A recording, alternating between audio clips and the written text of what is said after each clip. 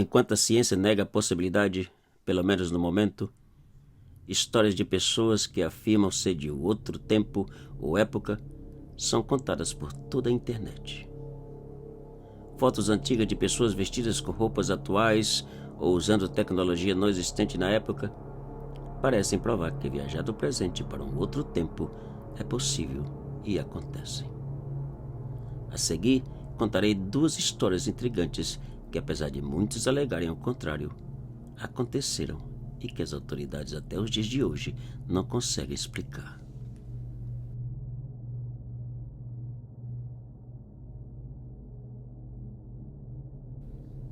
Em julho de 1954, no Aeroporto Internacional de Tóquio, Japão, o movimento de aviões e passageiros saindo ou chegando era normal. Nada extraordinário acontecia até que um passageiro vestido de paletó e gravata, que acabava de chegar num voo europeu, apresentou seu passaporte a um dos agentes de imigração.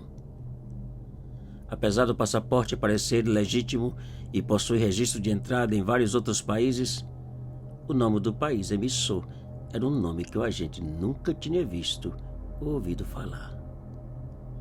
Para ter certeza do que lia, o agente perguntou ao senhor de que país era aquele passaporte. Ele respondeu que era do seu país, Tauride.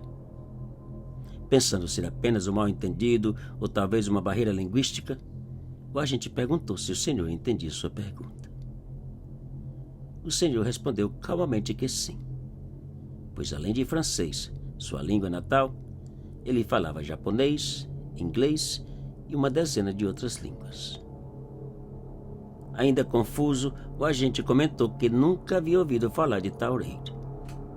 E pegando um mapa, pediu ao senhor que por favor apontasse onde ficava.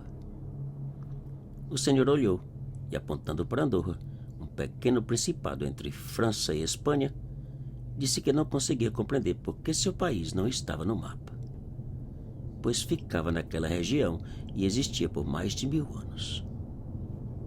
Continuando, o senhor acrescentou que também não entendia a razão de tantas perguntas, pois trabalhava para uma empresa japonesa e aquela era a terceira vez que visitava aquele país naquele ano, e que nunca havia sido parado e questionado daquela maneira.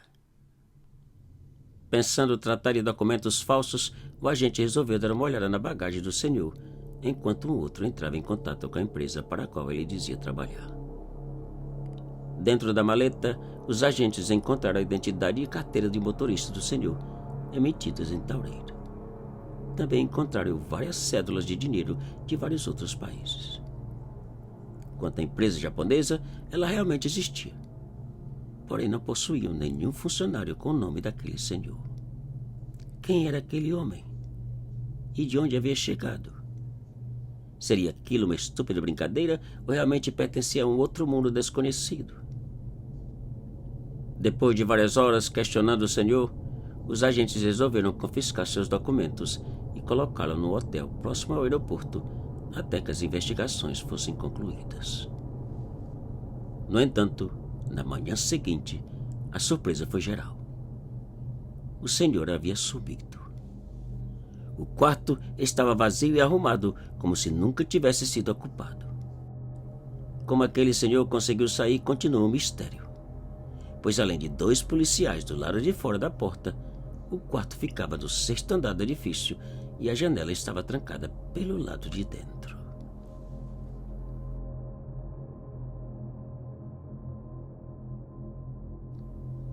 Em 2006, na cidade de Kiev, Ucrânia, a polícia foi chamada para ajudar um homem que vagava pela rua, confuso, vestindo roupas modelo antigo e portando uma máquina fotográfica. Quando a polícia chegou, encontraram um jovem que parecia ter uns 20 e poucos anos, assustado e sem ter a menor ideia de onde estava. Ao pedirem por uma identificação, o jovem apresentou uma identidade da União Soviética com seu nome Sergei e fotografia que parecia ser sua. Apesar da União Soviética ter deixado de existir uns 20 anos atrás, o que realmente chamou a atenção foi o ano do seu nascimento, 1932. Os policiais não conseguiam entender o que passava. Quem era aquele jovem que parecia ter pouco mais de 20 anos, mas sua identidade dizia ter 74. Ao lhe perguntarem que dia era aquele, a resposta do jovem foi de deixar os policiais ainda mais confusos. 23 de abril de 1958.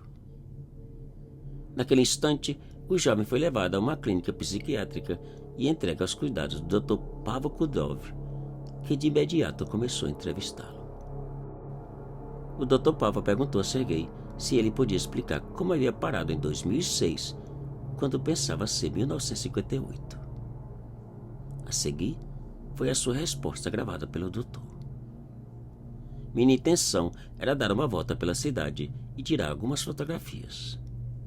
Peguei minha câmera e, ao sair de casa, vi um estranho objeto na forma de um sino voando de uma maneira estranha. Eu tirei uma foto e, daquele momento em diante, não consigo lembrar o que aconteceu. Ao ouvir a foto, o Dr. Pavel, entusiasta da fotografia, pegou a câmera e viu que tratava de uma máquina antiga que havia saído de produção desde os anos 70 e que provavelmente seria difícil revelar. Felizmente, com a ajuda de um amigo esperto em fotografias chamado Van Posner, o filme foi revelado e a história de Sergei tornou ainda mais estranha. Todas as fotografias tiradas por Sergei eram realmente da cidade de Kiev dos anos 50, onde as roupas das pessoas, ruas e sinais eram diferentes. Em uma das fotografias estava Sergei e sua namorada vestido com a mesma roupa que vestia quando foi encontrado. Em uma outra, bem como Sergei havia descrito, estava o objeto com o formato de um sino. Depois de horas de conversa, Sergei foi levado a um dos quartos da instituição para descansar enquanto o Dr. Pavel analisava seu caso. Daquele momento em diante, ele jamais foi visto. Como ele saiu, ninguém soube explicar. Nas imagens das câmeras, Sergei aparece entrando no quarto, porém, em nenhum momento foi filmado saindo. Sergei simplesmente sumiu, deixando para trás sua câmera, as fotografias e um mistério que até hoje continua inexplicável. Segundo a investigação realizada pelas autoridades ucranianas, realmente existia um registro de um senhor com o mesmo nome e dados de Sergei, e que, de acordo com a sua ex-namorada, uma senhora de 70 anos, ele desapareceu em 1958 e reapareceu poucos dias depois. Segundo a mesma senhora, em 1970, Sergei voltou a desaparecer. Dessa vez, ele jamais retornou ou foi encontrado.